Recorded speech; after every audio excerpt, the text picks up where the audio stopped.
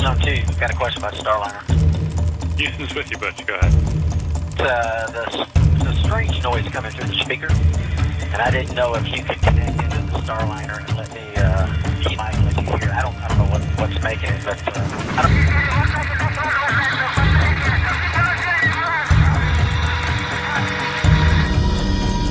don't. From the eerie last recordings of lost Russian cosmonauts to SOS messages and terrifying near-death experiences, these are more terrifying last things astronauts have said in space. What you're about to hear is the supposed sound of a Russian cosmonaut taking some of his last breaths in space. Warning, this audio is pretty unsettling.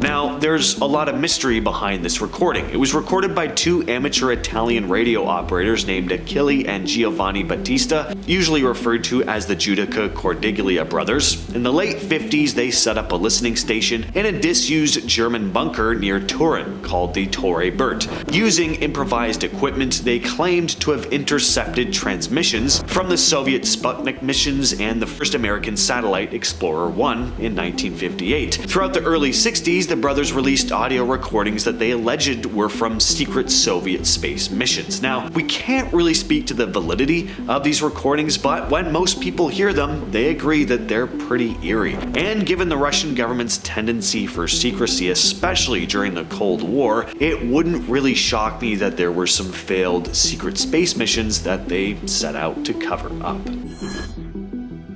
For the sake of my life, speak up, you fool. These are said to be some of the last words spoken by Soviet cosmonaut Vladimir Komarov as he plummeted to the ground during the doomed Soyuz 1 mission. Take a listen.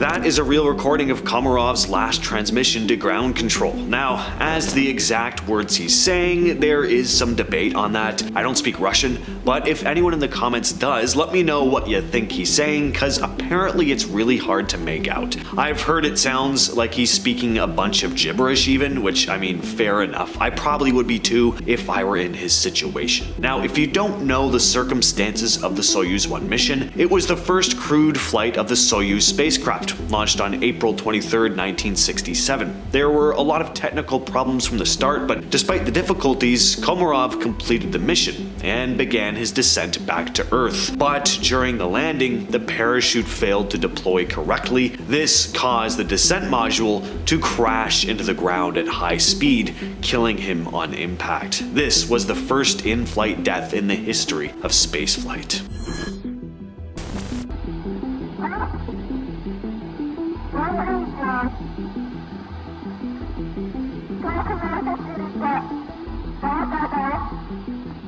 This is a piece from another radio transmission the Giudica Cordiglia brothers supposedly picked up and recorded, again from a secret Russian space mission. And again, it's hard to make out exactly what the female cosmonaut is saying, even for those who speak Russian, but one possible translation of at least part of the recording is, "Isn't this dangerous? Talk to me. Our transmission begins now. I feel hot. I can see a flame. Am I going to crash?" Now, some of these phrases are said to repeat, especially the "I feel hot" part. Again, if anyone here speaks Russian, let us know if you can make anything out. All I know is that if these recordings are real, these cosmonauts suffered incredibly terrifying deaths. Very brave people. I've got a question about Starliner. There's a strange noise coming through the speaker. I don't know what's making it. This is what astronaut Butch Wilmore told Mission Control at Johnson Space Center in Houston while stationed on the International Space Station. Take a listen. Houston on 2, got a question about Starliner. There's a strange noise coming through the speaker, and I didn't know if you could connect into the Starliner and let me On August 31st, Wilmore heard strange sounds coming from a speaker inside the Starliner spacecraft. He wasn't sure if the noise was due to a connection issue or something else, so he asked the dispatchers in Houston to investigate. He also let ground control listen to what he was hearing. He held his microphone up to the speaker in the Starliner, and this is a piece of the audio. It's definitely creepy. Take a listen. Can you figure out what's going on? Here we go.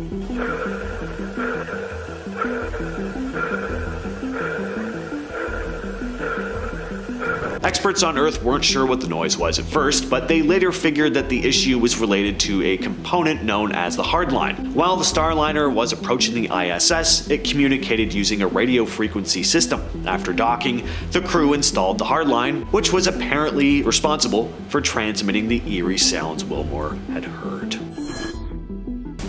Up next, we have another recording picked up by our boys, the Judica Cordiglia Bros. This one is apparently a pair of Russian cosmonauts pleading for help.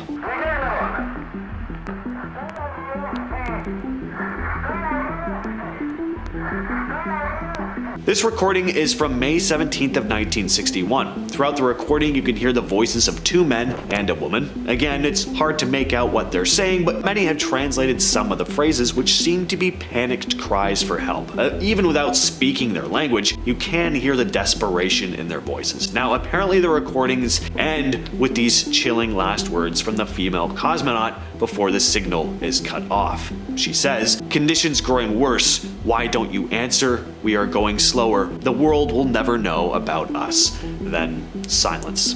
Take a listen.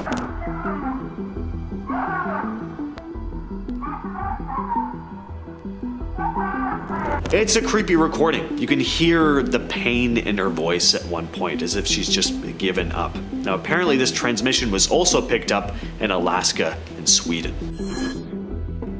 Jerry Linenger was aboard the Mir space station during a dangerous situation that really tested his resolve as an astronaut. He was in the middle of an extended mission when a fire broke out. Now, normally they would have had 3 astronauts, but during crew changes there could be 6 on board. This meant that sometimes the oxygen supply just wasn't enough, requiring the crew to use a supplemental tank. Things got really bad when the tank of concentrated oxygen caught fire, transforming into what Linenger described as a, quote, huge unstoppable blowtorch. He recalled, "I was sucking down some dehydrated borscht, and next thing you've got the master alarm blaring." For 14 minutes, Linenger and his crew battled the blaze using fire extinguishers. The flames melted the canister and damaged insulation wiring. Linenger stated, "The flame ate up the chemical, melted the canister, melted insulation, our wires, for example. It was a hot, hot fire burning out of control." While 3 crew members fought the fire, the others prepared a Soyuz spacecraft for a possible emergency escape. But the fire blocked one of the 2 Soyuz ships,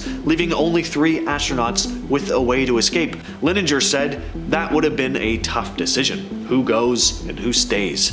Fortunately, they managed to contain the fire though, but then they had to deal with the smoke and this contaminated atmosphere. The crew had to wear oxygen masks while assessing the damage. Linenger also talked about the need to stay focused during situations like this, saying, "You've got to get rid of the distractions, put the fear away, and you sort of realize, if I don't stay calm, I'm dead." So this is a pretty wild story. Son Yeon-yi, the first Korean in space, experienced a terrifying return from the International Space Station in 2008. After a successful mission, she boarded the Russian Soyuz spacecraft to head back to Earth. But things quickly went wrong. Problems with the detachment caused the spacecraft to follow an unsafe trajectory. The onboard computers switched to a ballistic re-entry, a backup method that relies on atmospheric drag, to slow down the craft. This resulted in a steep, fast and hot descent. When they finally landed, Soyun expected to see recovery helicopters and a team ready to assist them. Instead, she said, "When we landed, there was nobody around us." This left the crew in a pretty bad spot. They just spent all this time in zero gravity, and now they had to deal with the overwhelming force of Earth's gravity, and they literally had to crawl out of the craft. But soon, some local Kazakhstani nomadic herders came across them, and they were pretty shocked. They had no knowledge of astronauts or space travel, so it would have been a pretty weird sight. The astronauts asked if they had a cell phone. They didn't. So eventually they went back into the Soyuz to use GPS and a satellite phone to contact the Russian Space Agency.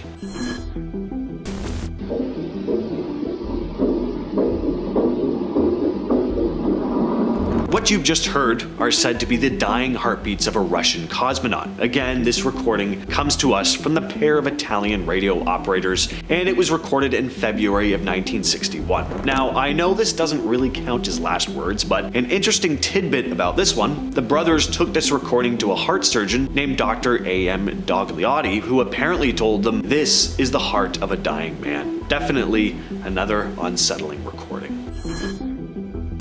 The last transmission picked up by the Giudica Cordiglia brothers is a supposed SOS message. This one was recorded on November 28th of 1960.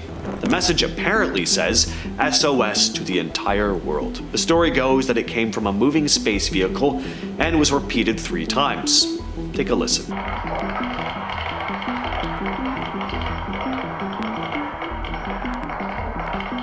A really odd sound, almost sounds like the sound of construction equipment recorded on a potato to me, but apparently other amateur radio operators in Texas and Germany picked up the same message. And another interesting part about this recording is that days after it, Russia did admit that there was a launch which had ended in failure. They just didn't admit that it was a crewed mission. Valentin Bondarenko is a Soviet fighter pilot chosen as a cosmonaut in 1960. On March 23, 1961, he was part of a 15-day endurance test inside a low-pressure altitude chamber in Moscow.